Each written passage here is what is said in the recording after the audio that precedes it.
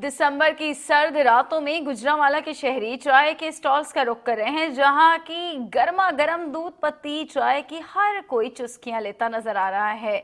देखिए इस रिपोर्ट में।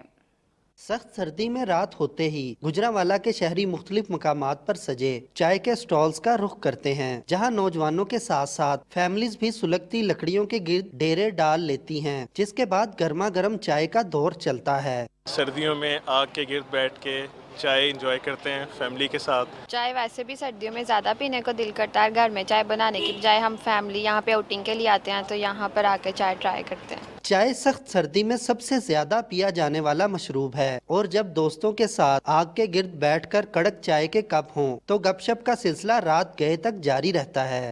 आग के गिर्द बैठते हैं, गर्म चाय पीते हैं और एंजॉय करते हैं। यहाँ पे बैठना, लेट नाइट तक गपशप करना अच्छा लगता है। इलायची और खालिस दूध से तैयार होने वाली मजेदार चाय को खूबसूरत पेंटिंग्स वाली रंग बिरंगी केतलियों में डालकर पेश किया जाता है तो ठंड का मजा दुबाला हो जाता है। सर्द रातों में सुलगती हुई लकड़ियों के गिर्द बैठकर पिया जाने वाला चाय का एक कप इन लम्हात को यादगार बनाने के लिए काफी है। कैमरामैन मुदस्सर अहमद के साथ वकास महमूद, गुजरांवाला अब तक।